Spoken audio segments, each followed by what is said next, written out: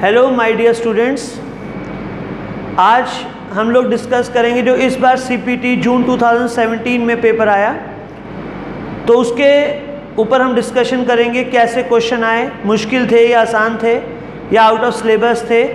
तो इस बार जून 2017 का क्वेश्चन पेपर जो क्वांट्स का है यानी मैथ्स का, उसके बारे में हम डिस्कशन करेंगे। ठीक है, ये सब मेमोरी बेस्ड है, सारा आंसर जितने भी हम क्वेश्चन और आंसर देंगे सब मेमोरी बेस्ड होगा। ठीक है, तो चलिए डिस्कस करते हैं हम इसको।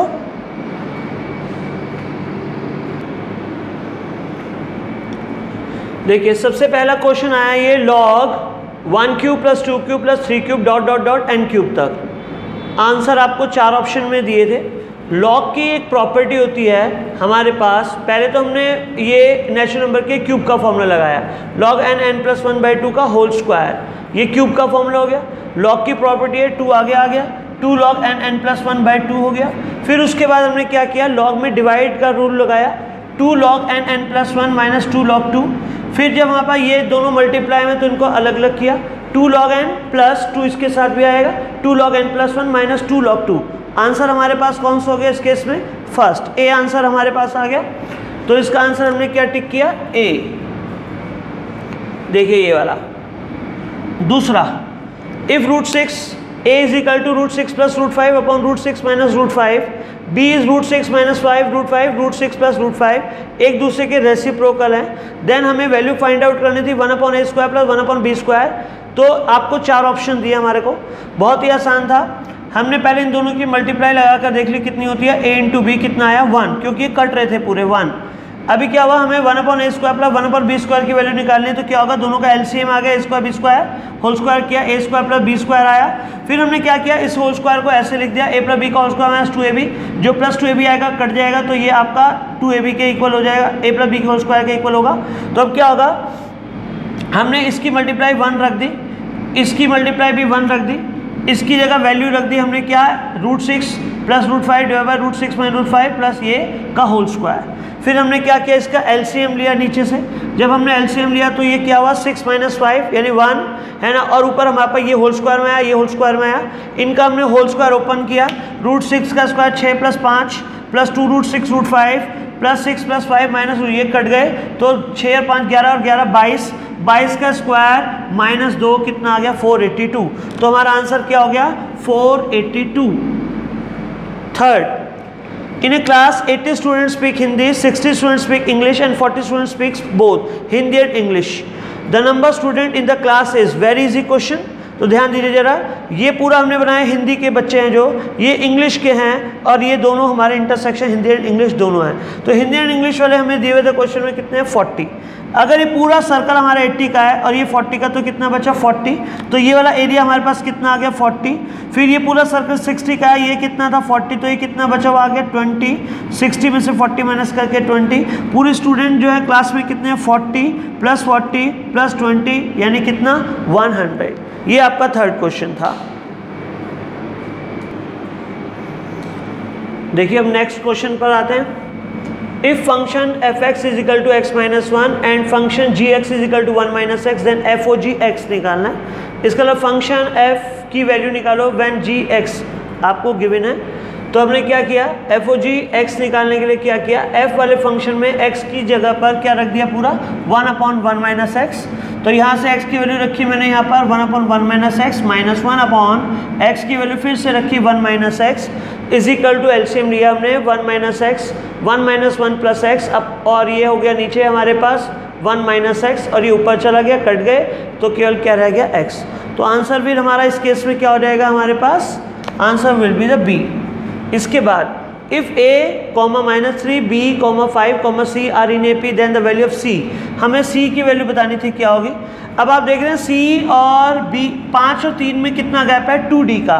तो मैंने सीधा लिख दिया, 5 में से अगर माइनस करें -3 तो is equal to 2 of difference आना चाहिए AP में, 2 टर्म का डिफरेंस हो गया। तो यहाँ से 2d इज इक्वल टू 8 और d इज इक्वल टू 4, तो c कितना हो गया, जब d 4 आ गया तो 5 में 4 जोड़कर c कितना आ गया 9। तो answer will be the c।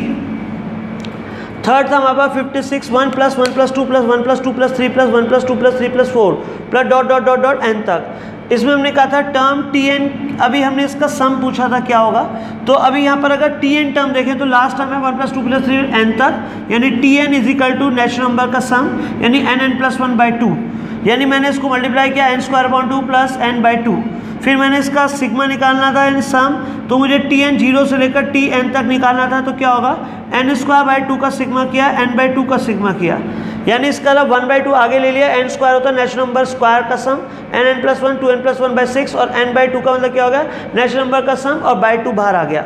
फिर हमने इसको सिंप्लीफाई किया, 12 एलसीएम ले लिया, ये आ गया हमारे पास, फिर से और सिंप्लीफाई किया तो एंड में हमारे पास nn + 1/2 आ गया, तो ये हमारा आंसर बन गया हमारे पास इस तरह से।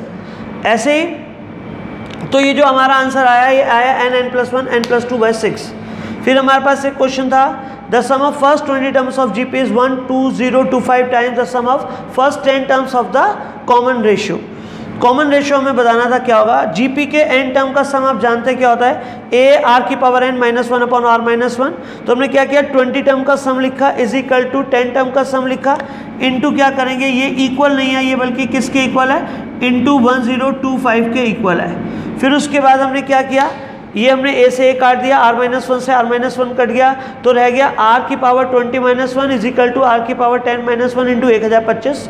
1025 को हमने क्या लिख लिया, 2⁻10 + 1, तो r⁻10 + 1 इसको हमने a² में b² मान के करा, a⁻10 + 1 a⁻10 - 1, और इसको हमने लिखा r⁻10 - 1, 1025 को मैंने लिख दिया 1024 + 1, 1024 को हमने फिर 2⁻10 + 1 लिख दिया, कंपेयर कर लिया, r⁻10 + 1 r⁻10 - 1 यहाँ पर भी है, ये r⁻10 + 1 है, ये एक तरह से 2⁻10 + 1 है, तो r क्या होना चाहिए 2, तो answer will B a, answer 2 हो गया।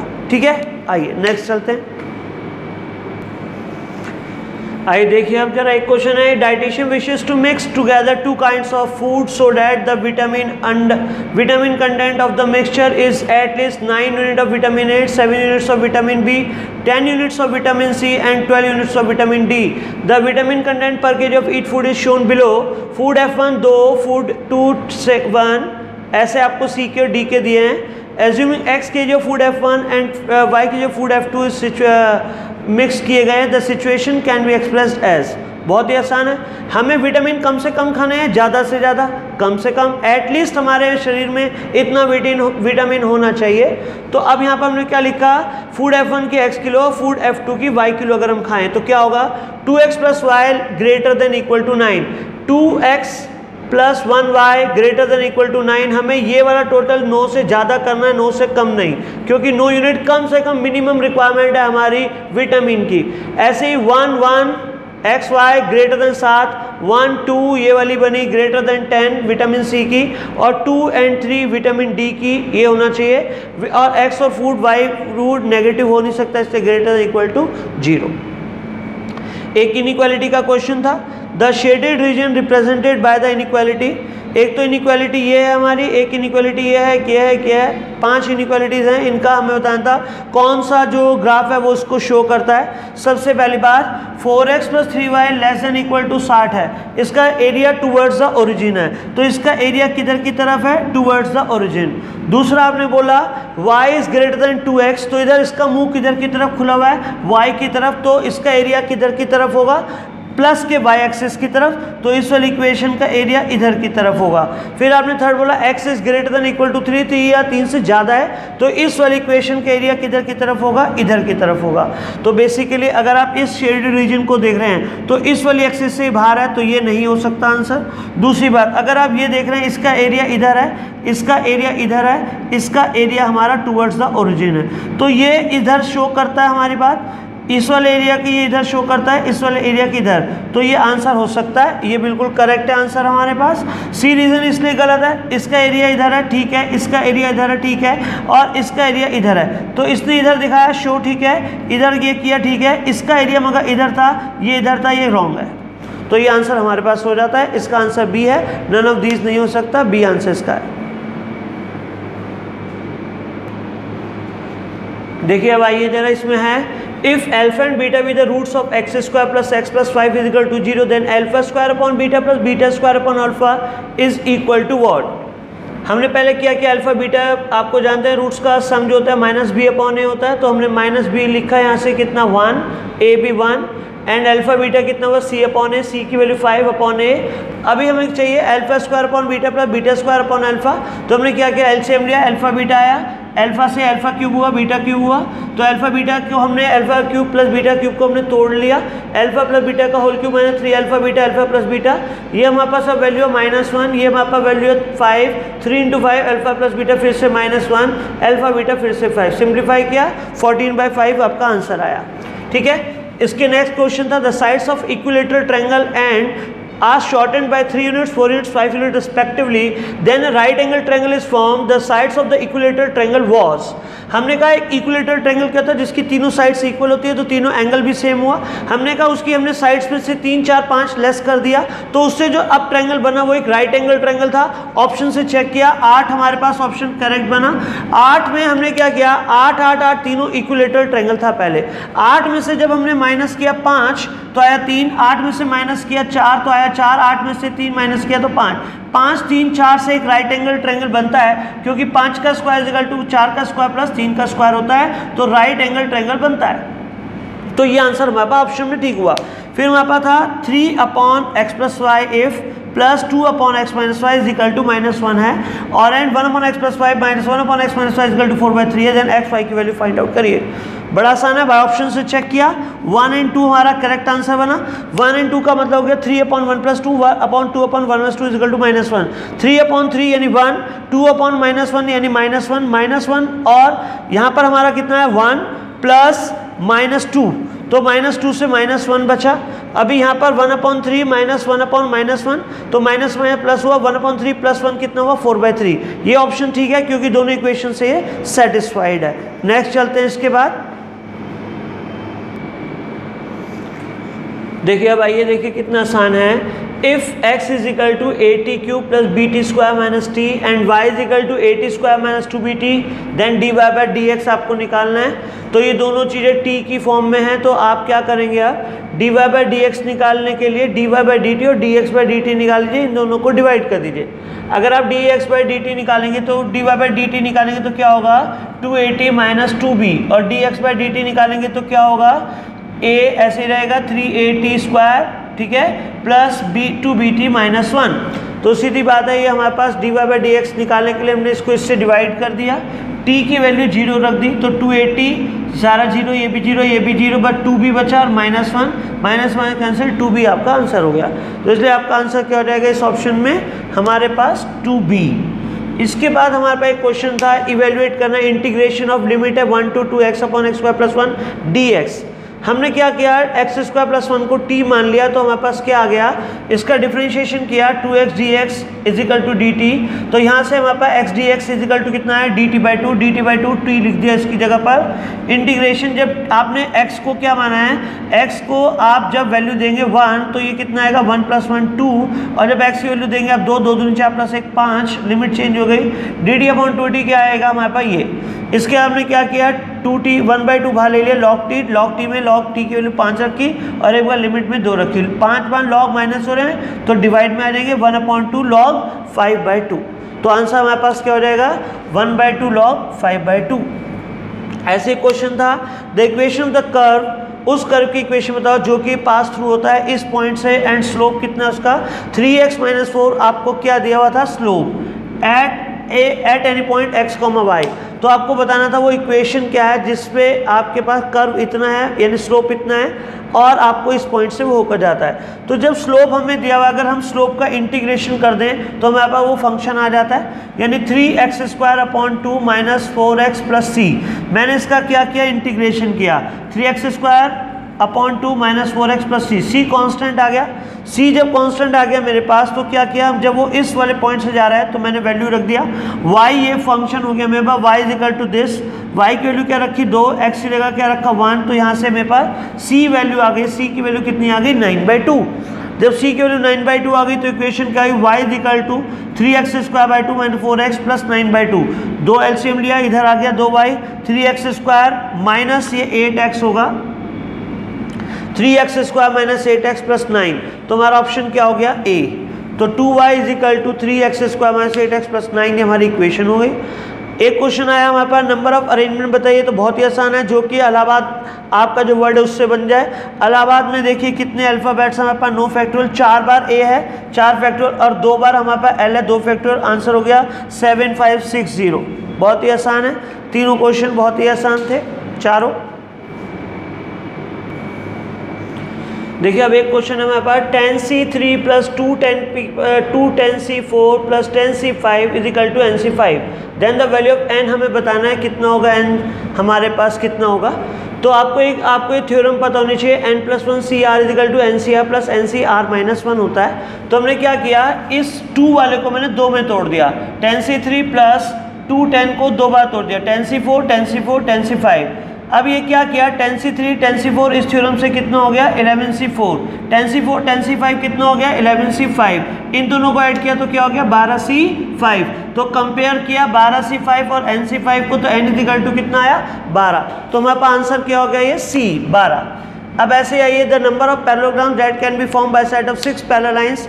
6 पैरेलल लाइंस हमारे पास ऐसी हैं, 4 पैरेलल लाइंस ऐसी हैं। तो इससे कितने सेट ऑफ पैरेललोग्राम्स बन सकते हैं, बड़ा आसान है। इन 6 में से कोई 2 लाइन लो, इन 4 में से कोई 2 लाइन लो, एक पैरेललोग्राम बन सकता है। इसको वैल्यू किया 6 फैक्टोरियल 4 फैक्टोरियल 2 फैक्टोरियल 4 फैक्टोरियल 2 2, इसका आंसर सीधा आया 90। तो ये आंसर हो गया हमारे पास, बहुत ही आसान question. If a is to b is equal to 2 is to 3, b is equal to c is equal to 4 is to 5, c is to d 6 is to 7, then a is to d का क्या ratio होगा वो बताना था। ए और B और सी हमें दिया हुआ है 2 3 4 5, इसको कॉमन किया, 4 इधर मल्टीप्लाई किया, 3 की उधर मल्टीप्लाई करी, तो ये हो गया 4 से 8 4 3 12, फिर 3 इंटू 4 12, 3 इंटू 5 15, ये रेशो कॉमन हो गया, 8 12 15 हमारा रेशो आ गया। फिर हमने सी के साथ इसको लिखा 6 is to 7, 6 की इधर मल्टीप्लाई करी, 15 की इधर मल्टीप्लाई करी, जब 6 की मल्टीप्लाई करी इधर 48 6 बार 72 6 इंटू 5 15 90, तो इधर 15 की करी, 15 6 90 15 7 105, ये कॉमन हो गया, 48 72 90 105 का रेशो आ गया। हमें ओ डी का रेशो चाहिए था 48 is to 105, 3 से काट दिया 16 is to 35, ये हमारा आंसर हो गया। देखिए बहुत ही आसान है। The difference between the simple and compound interest of a sum of 10,000 for 4 years at the rate of interest 10% per annum. Answer है 650 646 41 600। पहले हमने कंपाउंड इंटरेस्ट निकाला, क्या होता है P 1 प्लस आर की होल पावर n माइनस, अगर हम कर दे प्रिंसिपल अपना तो सीधा क्या आ जाएगा कंपाउंड इंटरेस्ट 4641।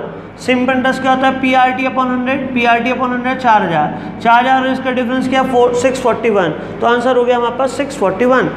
दूसरा बहुत आसान, the future value of the annuity 1500 made annually for 5 years at interest rate compound 10% annually given that 1.1 की पावर 5 इज इक्वल टू, ये कैलकुलेट भी कर सकते हो, यही आएगा वैसे आप कैलकुलेटर से। फ्यूचर वैल्यू का फॉर्मूला क्या होता है R 1 प्लस आई की whole power n minus 1 upon आई।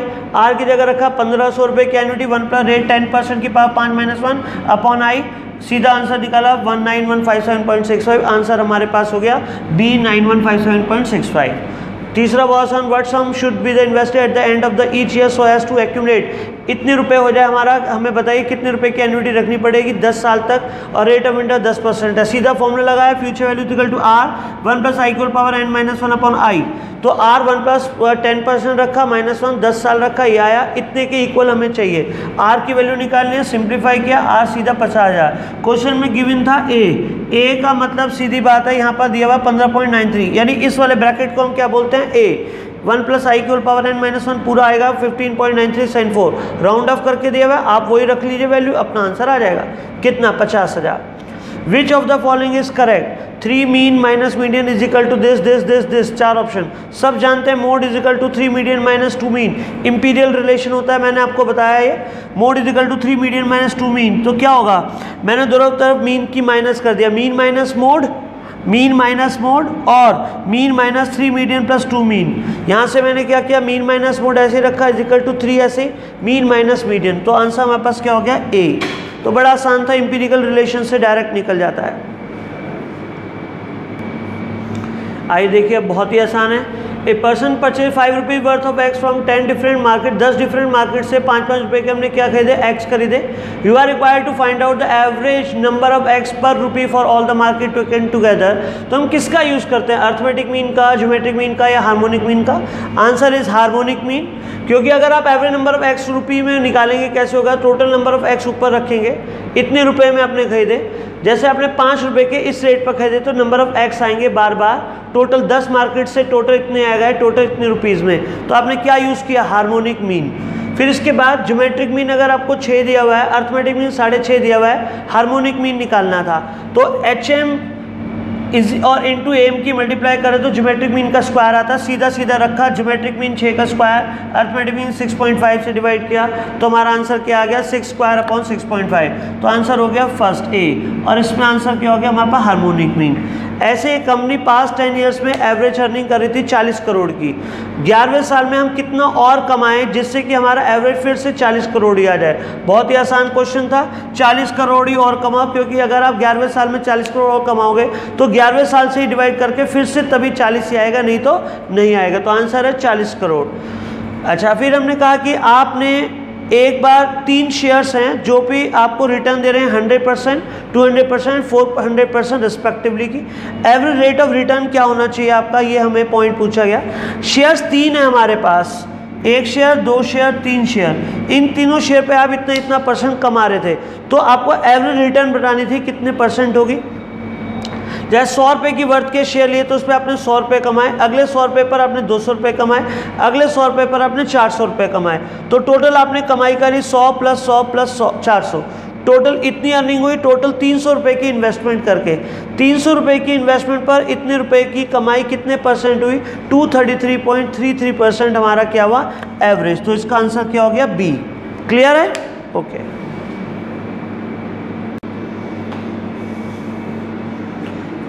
आइए माय डियर स्टूडेंट्स, अब देखिए नेक्स्ट क्वेश्चन 81 है। If arithmetic mean and coefficient of variation of random variable x are to be 10 and 40 respectively, that the variance of, इसका variance बताना है। इसे समझ लीजिए आप y है तो कैसे निकालेंगे, कोफिशिएंट ऑफ वेरिएशन का फॉर्मूला क्या होता है, standard deviation upon mean into 100। तो हमने क्या रखा, कोफिशिएंट ऑफ वेरिएशन 40 रखा, स्टैंडर्ड डेविएशन हमने कैलकुलेट कर लिया 4। तो जब स्टैंडर्ड डेविएशन 4 आ गया तो आपको होता है y का अगर आपको क्या निकालना है, वेरिएंस, तो पहले इसका स्टैंडर्ड डेविएशन निकालिए। स्टैंडर्ड डेविएशन का मतलब क्या होता है, y का standard deviation mod of b, x का स्टैंडर्ड डेविएशन, x का standard deviation we have 4 and mod of b का x का कोफैक्टर 3/2, 3/2 इंटू 4, 2 से 2 काटा, 2 इंटू 3 6, तो वेरिएंस y का कितना आ गया 36, 6 का स्क्वायर 36। तो आंसर हमारे पास क्या हो गया इस केस में, यानी कि डी 36। फिर हमने कहा correlation between temperature and power consumption. आपको अगर टेम्परेचर और बढ़ाना हो तो पावर और चाहिए होगी, पावर की कंजम्पशन जितनी ज़्यादा, जैसे आप हीटर चलाते हैं तो ज़्यादा पावर यूज़ करोगे तो ज़्यादा हीट अप होता है, तो सीधी बात है ज़्यादा टेम्परेचर के लिए ज़्यादा पावर की जरूरत होती है। तो कैसा रिलेशन है, पॉजिटिव। तो सीधी बात, coefficient of correlation between x and y 0.6, if both and x and y multiplied by -1 the resultant coefficient of correlation is. आपको होता है कोरिलेशन पर ना तो स्केल का कोई फर्क पड़ता है ना ही ओरिजिन का, मगर अगर दोनों के दोनों चीज़ों में रिलेशन साइन सेम से हो तो आपका कोरिलेशन मैग्नीट्यूड में वही रहता है। यहाँ जब दोनों में आप -1 की मल्टीप्लाई कर रहे हैं और ये ऑलरेडी पॉजिटिव था तो ये ऐसा ही रहेगा, इसलिए कोरिलेशन का आंसर आएगा 0.6। If the two regression lines are x and y, x plus y equal to 1, x minus y equal to 1, x bar y bar बताना है। देखिए इसमें आंसर में थोड़ा दिक्कत है क्वेश्चन के अंदर शायद, क्योंकि अगर आप एक्स वाई को सॉल्व करोगे तो आपका एक्स बार वाई बार तो आ जाएगा, x plus y equal to 1, x minus y equal to 1, मगर बनाने वाले ने एक क्वेश्चन में गलती कर दी, कि अगर आप चेक करें तो ये रिग्रेशन इक्वेशन ही नहीं है, क्योंकि अगर आप x को इधर रखें y को उधर ले जाए माइनस में आएगा, और अगर x को y को इधर रखें x को उधर ले जाए प्लस में आ जाएगा। तो सीधी बात है ये bxy और byx अलग अलग साइन में होंगे, तो कायदे में ही रिग्रेशन लाइन्स ही नहीं। और आप क्वेश्चन में कह रहे हैं these are two regression line, तो इनका तो एक तरह से देखा जाए x बार y बार आना ही नहीं चाहिए। x बार y बार आया कितना 1,0 अगर हम इन्हें सॉल्व करें, मगर आंसर हमें करना चाहिए डी यानी नन, यानी कोई है ही नहीं x बार y बार, मगर ये क्वेश्चन ही गलत बनाया गया, रिग्रेशन लाइन से लिखना नहीं चाहिए इसको। फिशर का आइडियल इंडेक्स नंबर कौन सा टेस्ट सेटिस्फाई नहीं करता, बहुत ही आसान था, सीधा सीधा हिसाब होता है। सर्कुलर टेस्ट ही एक ऐसा टेस्ट होता है जो फिशर आपका पूरा नहीं कर पाता, सेटिस्फाई नहीं करता। ठीक है, क्लियर। आइए अब देखिए, बहुत ही आसान है। If Laspeyres index number L है, पास्चे पी है, then the Fisher index number, आपको होता है फिशर का इंडेक्स नंबर ज्योमेट्रिक मीन होता है लेस्पर और पास्चे का, तो सीधी बात है F is equal to L into P का under the root index number हो गया ये आपका फिशर का ज्योमेट्रिक मीन के थ्रू, तो F square is equal to L into P. तो आंसर हमारे पास क्या हो जाएगा इस केस में, ये आंसर हो जाएगा हमारे पास B, F square is equal to L into P. अगर एक पर्सन की मंथली इनकम 2014 में 8,000 रुपये थी और उस टाइम इंडेक्स नंबर 160 था, और 2017 में 200 रुपये हो गया इंडेक्स, 200 नंबर इंडेक्स नंबर पहुंच गया, तो बताइए उसको एडिशनल डीए कितना दे जिससे कि सेट ऑफ हो जाए। तो सीधी बात है, जब आपका सीपीआई कॉस्ट ऑफ जो आपका इंडेक्स नंबर था वो 160 था, तो आपकी मंथली सैलरी 8,000 थी, और जब आपका 200 होगा तो आपकी आज सैलरी होनी चाहिए 8,000 इंटू 200 बाई 160 10,000। तो आपको कितना एडिशनल दे 2,000 पर मंथ के हिसाब से अगर हम साल का देखें तो बनता है 24,000, और आंसर ना तो कहीं 2,000 है ना 24,000। अगर एनुअल भी देखें तो आंसर क्या टिक करेंगे हम, डी, यानी नन दिस है। ठीक है, फिर उसके बाद the intersection point of less than हो जाएगा और मोर देन हो जाएगा। मोर देन हो जाएगा और लेस देन हो जाएगा, जहां पर भी इंटरसेक्ट होते हैं उस पॉइंट को हम क्या बोलते हैं, मीडियन। तो आंसर हमेशा क्या होगा इसमें, मीडियन। इसके बाद which of the following diagram is appropriate to represent the various heads in the total cost. जब हमें टोटल कॉस्ट के वेरियस हेड्स को शो करना हो, टोटल कॉस्ट में होता क्या है, total cost is equal to material plus labour plus overheads plus profit, यानी ये सारी टोटल कॉस्ट को भी अगर आप चलो प्रॉफिट भी छोड़ दो तो भी मटेरियल लेबर ओवरहेड्स को शो करने के लिए कौन सा चार्ट आपको काम आएगा, पाई चार्ट बेस्ट होगा। बार डायग्राम में तो आप एक ही बार दिखा पाएंगे, और मल्टीपल बार में आपको अलग अलग शो करना होगा। स्कैटर में सारा आपका प्लॉट होगा डेटा, तो बेस्ट इसके अंदर क्या आंसर है हमारे पास, पाई चार्ट। डन। आइए अब देखते हैं 90th क्वेश्चन है हमारे पास, frequency density corresponding to a class interval is the ratio of. Frequency density का मतलब क्या होता है, जैसे 0 से 10, 10 से 20 आपको दिया हुआ है, फ्रीक्वेंसी दे रखी है, तो आपको फ्रीक्वेंसी डेंसिटी कैसे निकालनी होती है, जो उस क्लास इंटरवल की फ्रीक्वेंसी है वो ऊपर रखेंगे, डिवाइडेड बाय जो भी उसका क्लास इंटरवल है उससे डिवाइड करेंगे, और अपने पास फ्रीक्वेंसी डेंसिटी आ जाएगा।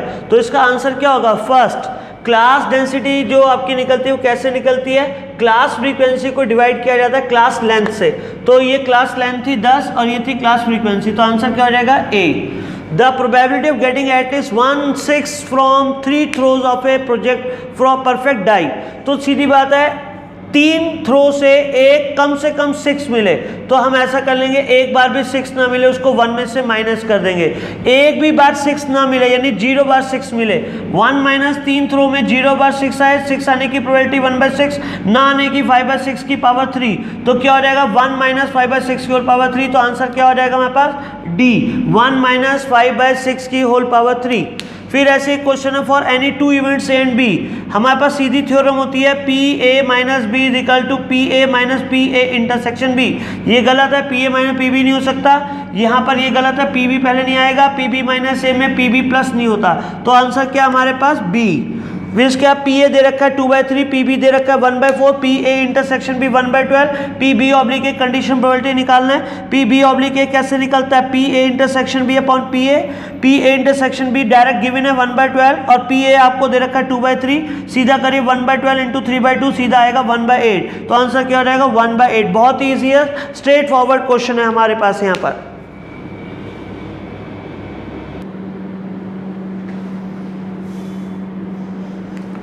देखिए आइए बहुत आसान है, dash distribution mean is equal to variance. किस ऐसे डिस्ट्रीब्यूशन में मीन बराबर वेरिएंस के इक्वल होता है, यानी कि ये होता है पॉइजन। पॉइजन के अंदर हमेशा क्या होता है, मीन भी एम होता है और हमारे पास वेरिएंस भी एम होता है, तो आंसर क्या हुआ, पॉइजन।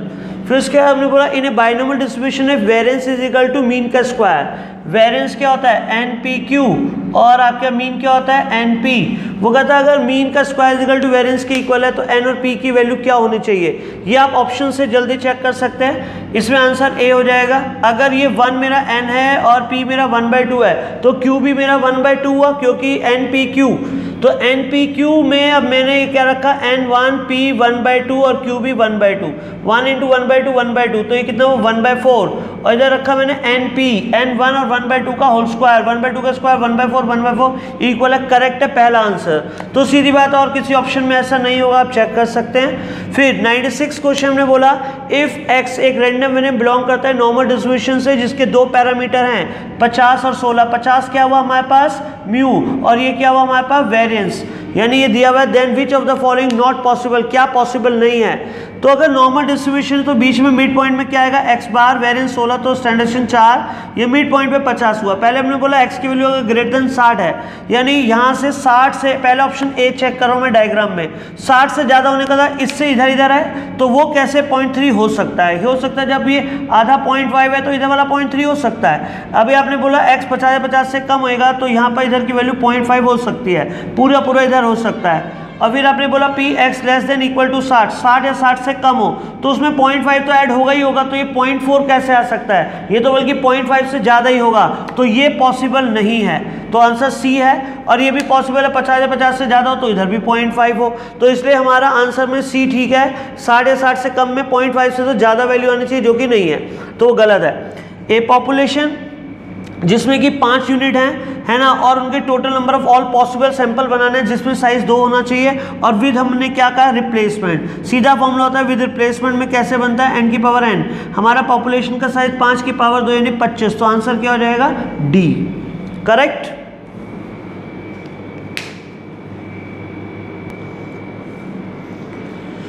आइए लास्ट 3 क्वेश्चन है। Sampling is preferred than population in which of the following. जब हम पॉपुलेशन में अपनी सैम्पलिंग को चूज करते हैं उसका कारण क्या होता है?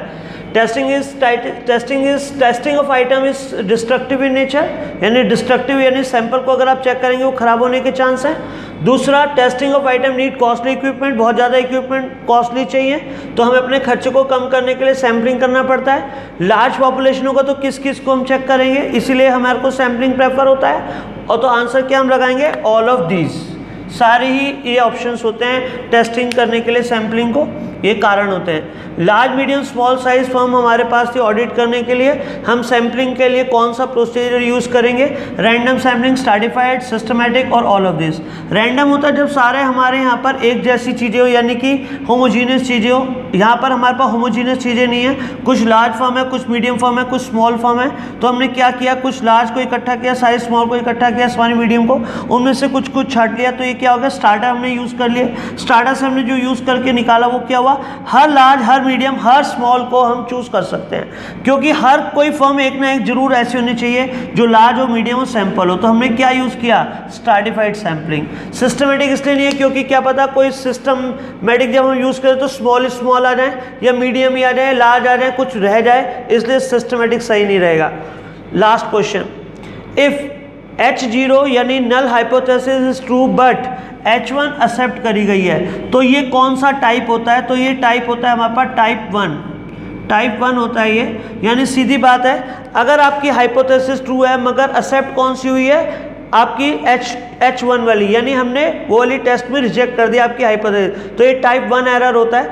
अगर हाइपोथेसिस आपकी फॉल्स है और हमने इसको एक्सेप्ट कर लिया तो ये टाइप 2 एरर होती है। तो इसका सीधा जवाब है टाइप 1, तो इसका आंसर हो जाएगा हमारे पास ए, टाइप 1।